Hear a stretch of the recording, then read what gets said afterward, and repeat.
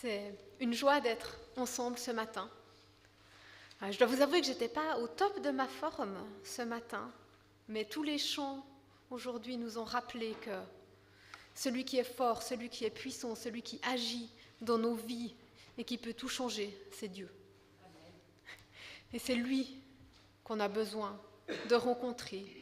C'est lui qui veut nous rencontrer, te rencontrer ce matin. On a commencé une série autour des rencontres que différentes personnes ont vécues avec Jésus. Et on va continuer ce matin avec pas une première rencontre pour quelqu'un avec Jésus, mais par l'histoire de quelqu'un qui avait besoin, un moment de sa vie, de se laisser re-rencontrer par Jésus. De quelqu'un qui venait de vivre une grande déception par rapport à lui-même, par rapport à qui il pensait être, par rapport à ce dont il se croyait capable. Quelqu'un qui doutait peut-être à partir de ce moment-là de l'amour de Jésus pour lui. Mais Jésus va venir le trouver. Et beaucoup de nous aussi, nous connaissons Dieu depuis longtemps. Pourtant, on a besoin et encore besoin de se laisser rencontrer par lui.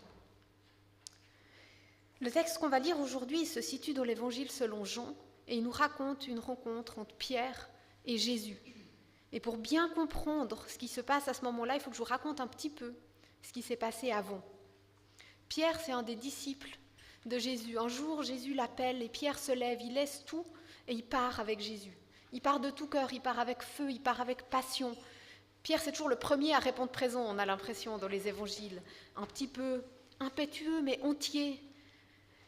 Et Pierre, sûrement quelqu'un aussi qui se pensait fort, qui se pensait debout, qui se pensait capable sur un certain nombre de points. Et puis arrive cette soirée, puis cette nuit très difficile. Jésus dit à ses disciples qu'il va être arrêté et mis à mort. Et il leur annonce que tous, ils vont le laisser tomber. Et Pierre, là, fidèle à lui-même, dit « Alors même si tous t'abandonnent, moi pas. Même si je dois mourir avec toi. » Jésus lui dira « Mais Pierre, avant que le coq chante demain matin, tu m'auras renié 3 fois. » Et Pierre lui dit « Non, jamais, jamais. » Mais en fait, c'est exactement ce qui va se passer. Et quand il entend le coq chanter, Pierre pleure amèrement. 3 jours après, donc Jésus est mis à mort, puis 3 jours après, il ressuscite. Et on a envie de dire, tout va bien, tout est réglé. Jésus est vivant, il a vaincu la mort, il est sorti du tombeau, il a revu ses disciples. Mais pour Pierre en lui-même, est-ce que tout allait bien ? Parce que sa plus grande désillusion, au final, elle n'est pas par rapport à Jésus, elle est par rapport à lui-même. Il a renié. Quelle est sa place maintenant ? Peut-être qu'il entend en boucle dans sa tête des paroles de Jésus où Jésus disait « Mais si quelqu'un a honte de moi et de mes paroles, le Fils de l'homme aura honte de lui quand il viendra dans sa gloire. » Qu'est-ce qu'il en est de Pierre maintenant ? Ou combien il aimerait, je pense, retrouver cette relation, cette proximité, cette intimité avec Jésus, mais il ne sait pas si c'est possible. Il ne sait pas encore que c'est possible.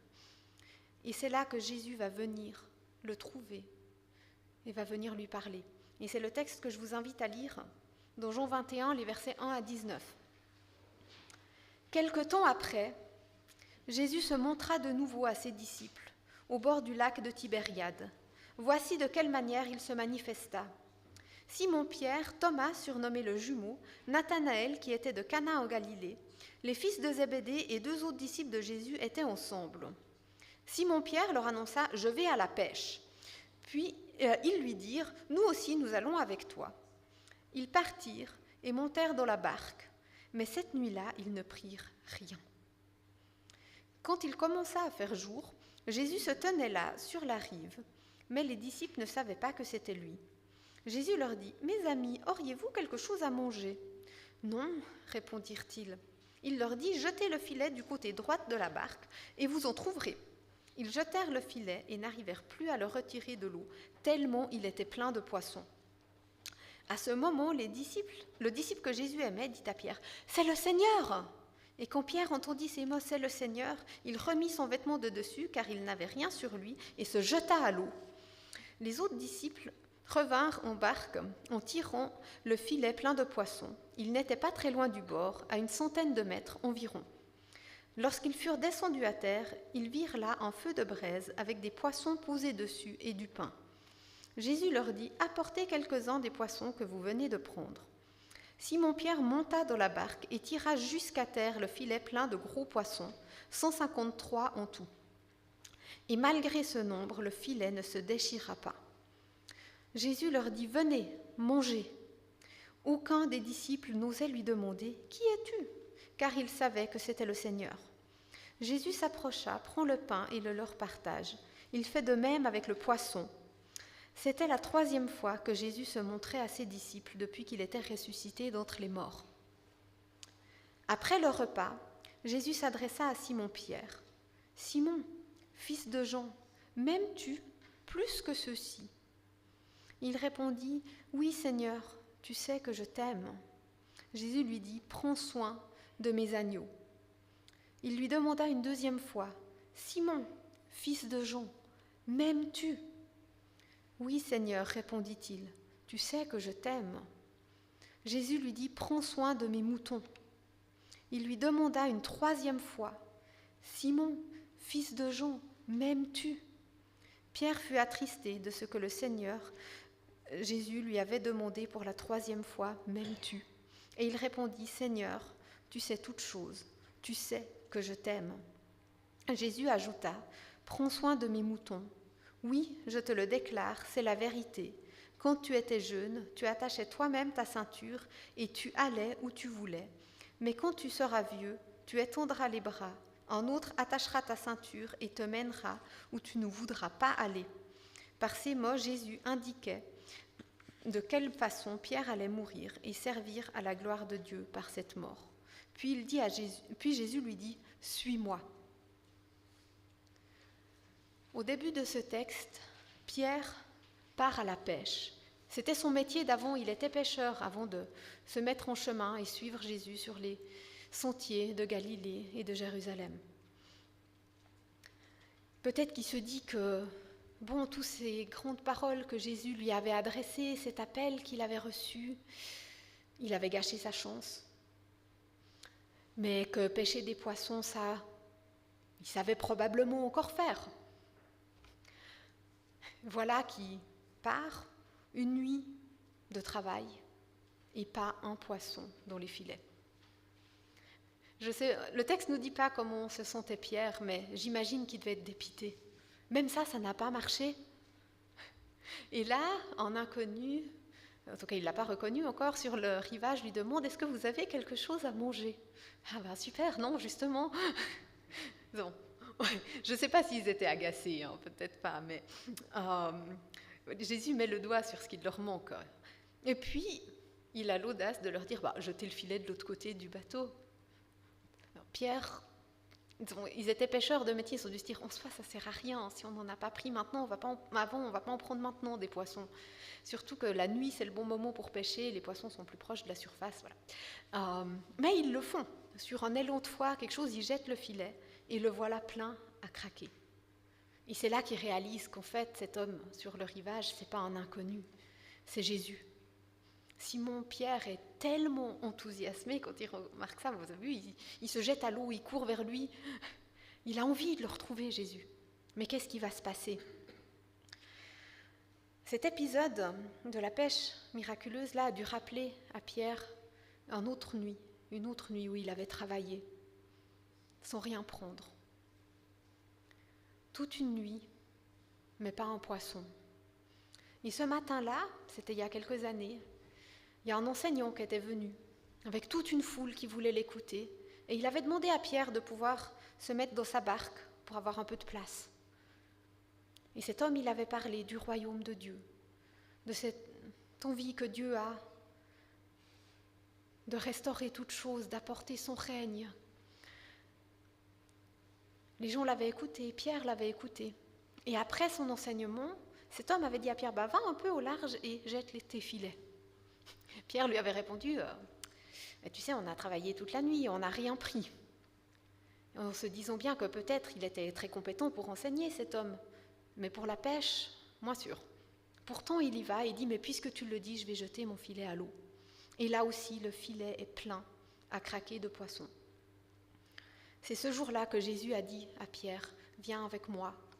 C'est plus des poissons que tu pêcheras, mais des êtres humains. » Lui dire qu'il allait participer à cette œuvre du royaume de Dieu, qu'il aurait une place avec Jésus parmi ses disciples. C'était le jour de son appel. Et voilà que, au moment où Pierre doute peut-être le plus de son appel, de sa place, Jésus lui remémore, mais de manière concrète, pratique, ce premier appel qu'il lui avait adressé. Une deuxième fois, Pierre va à la pêche et ne prend rien, mais sur une parole de Jésus, ses filets sont pleins. Je pense qu'il le lui rappelle aussi parce que par ce miracle, il voulait enseigner quelque chose à Pierre. Beaucoup des miracles de Jésus répondent à un besoin direct. Quelqu'un est malade, Jésus le guérit. Une foule a faim, Jésus les nourrit avec 5 pains et 2 poissons. Je ne sais pas si vous avez remarqué, mais avec ces 2 récits de pêche miraculeuse, l'autre il se trouve dans l'évangile de Luc au chapitre 5, si vous voulez le relire, finalement les poissons ne sont pas si importants que ça. On ne les mange pas, disons, là ils en mangeront quelques-uns, ils les ont quand même comptés, 153.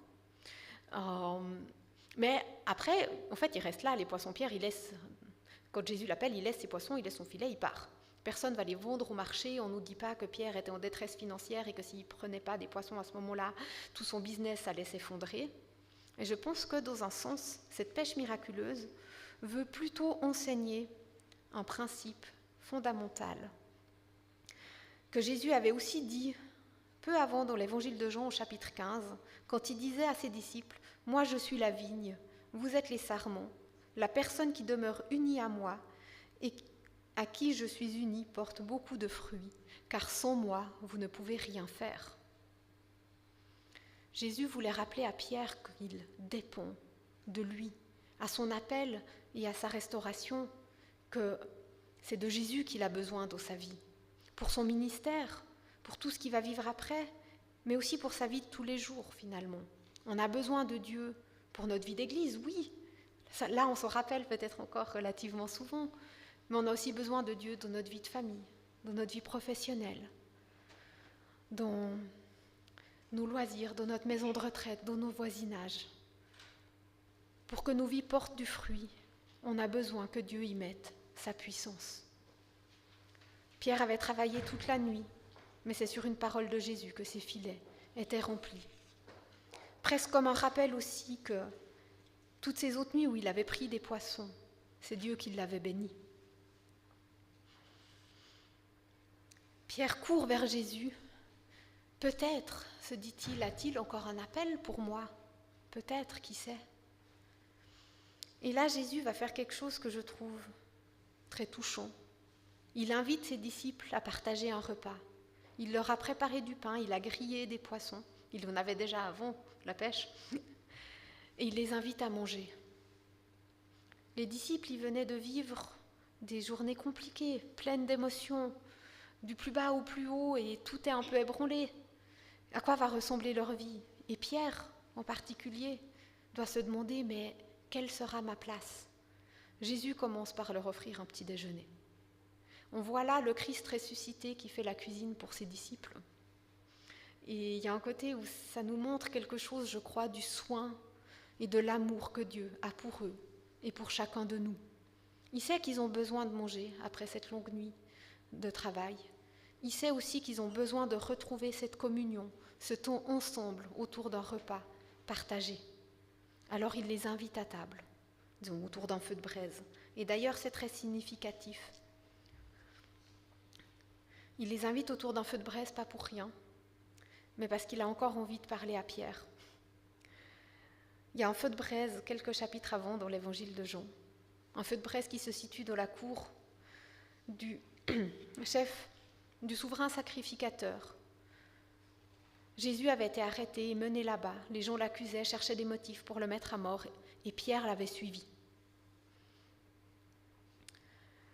Il avait froid, et il y avait un feu de braise dans cette cour, alors il est allé s'y réchauffer. Et c'est là qu'une servante lui demande « Mais tu ne faisais pas partie des disciples de Jésus aussi, toi ?» Et Pierre lui dira « Jésus, non, ne connais pas. » Le voilà de nouveau autour d'un feu de braise, avec Jésus cette fois-ci.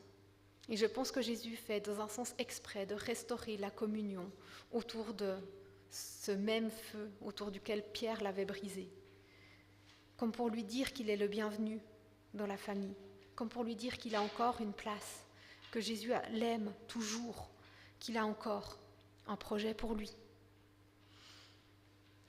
Jusque-là, ils ne se sont pas beaucoup parlé, Pierre et Jésus, mais on sent qu'il y a un éléphant dans la pièce et qu'il va falloir le sortir. Ils vont avoir besoin d'aborder ce qui s'est passé, pas pour régler des comptes, mais parce que sinon Pierre il va rester bloqué dessus toute sa vie. Et Jésus va lui poser une question, et il va lui dire, mais Pierre, non, il va lui dire, Simon, fils de Jean, m'aimes-tu plus que ceci? On peut se dire, c'est une question un tout petit peu bizarre. S'il avait dit, m'aimes-tu? On aurait compris. Mais pourquoi plus que ceci? Plus que qui? En fait, la référence la plus proche, c'est les autres disciples dont on parle juste avant. Et probablement qu'il faut comprendre la question comme ça. Jésus est en train de dire à Simon, est-ce que tu m'aimes plus que ce que les autres disciples m'aiment? Est-ce que tu penses avoir plus d'amour pour moi que ce que Thomas en a, ou ce que Jean en a, ou ce que Jacques en a? Dire pourquoi Jésus pose ça comme question à Pierre. Mais en fait, ça revient sur un point faible peut-être de Pierre, c'est que quand Jésus a dit à ses disciples que tous allaient l'abandonner, Pierre a dit, même si tous te laissent tomber, moi pas. Un peu cette attitude, les autres peut-être, mais moi je t'aime tellement, moi je serai là. Pierre peut-être se pensait un peu supérieur aux autres et a besoin d'apprendre que ce n'est pas le cas. D'ailleurs, il a bien appris sa leçon. Dans sa réponse, il dira « Seigneur, tu sais que je t'aime ». Il ne dira pas « Oui, bien sûr, plus que Jean, plus que Thomas ». Il a appris que lui aussi, il a ses failles, que lui aussi, il a ses faiblesses, que lui non plus, il n'est pas toujours fort, toujours debout.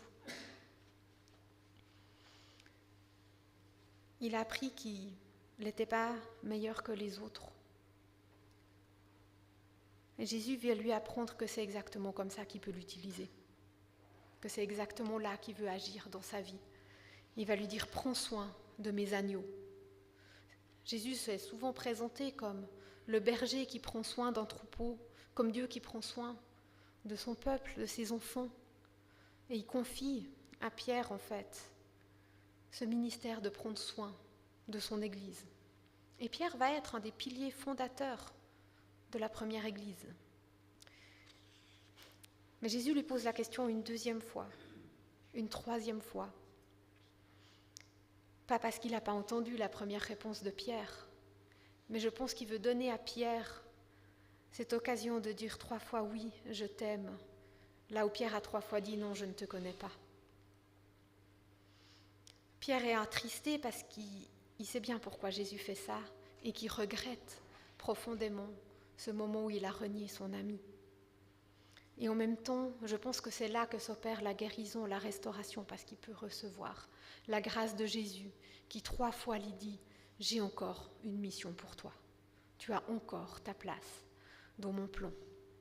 Je ne m'arrête pas au premier échec. » Il va même lui dire, et ça peut surprendre un peu, qu'en fait il va mourir pour lui.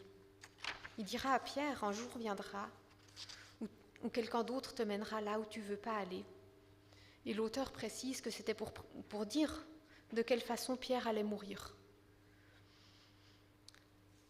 C'est pas très encourageant comme parole. Je pense d'une part, Jésus est honnête avec Pierre. Il lui dit pas « tout sera rose, tout sera beau, tout ira bien pour toi toujours si tu me suis maintenant ». Il lui dit « ça va te coûter ta vie » et il lui dit « suis-moi ». Pierre a le choix de répondre. Il va se lever, il va suivre Jésus, sachant où ça le mènera. Mais c'est aussi presque une promesse que Jésus pose dans sa vie, une manière de lui dire que la prochaine fois qu'il serait dans cette situation où sa vie était menacée à cause de son appartenance à Jésus, il tiendrait bon. Que la prochaine fois que quelqu'un lui demanderait « Et toi, es-tu aussi un disciple du Christ ?» Pas avec l'intention de s'intéresser à Jésus, mais avec l'intention de s'en prendre à sa vie, Pierre pourrait répondre « Oui, j'en suis ». Pas parce que Pierre est devenu quelqu'un de tellement plus fort, mais parce que Jésus est avec lui, parce que Jésus lui a promis sa force, parce que Jésus lui aura donné son esprit.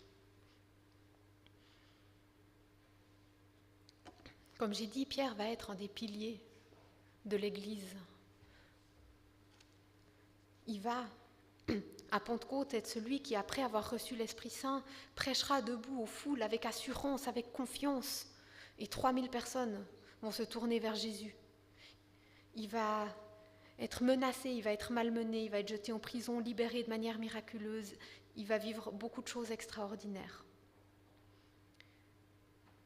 Mais pas parce que Pierre était grand et fort, mais parce que Jésus était grand, parce que Jésus est grand, parce qu'il est fort, et parce qu'il agit par son esprit. Et que Pierre, à un moment donné, a reconnu qu'il avait besoin de Dieu dans sa vie, et qu'il s'est laissé transformer par lui. Aujourd'hui, peut-être que tu es déçu, que tu es désillusionné par rapport à toi-même. Quand tu regardes dans le miroir, ça ne te renvoie pas l'image que tu aurais aimé voir. On fait tous, je pense, tôt ou tard, cette douloureuse expérience qu'on n'est pas tout ce qu'on aurait aimé être, qu'on n'est pas toujours aussi fort, pas toujours aussi aimant, pas toujours aussi compétent, ou ne sais-je. Et ce moment, en fait, peut être un moment destructeur ou salutaire, selon comment on le navigue, je crois.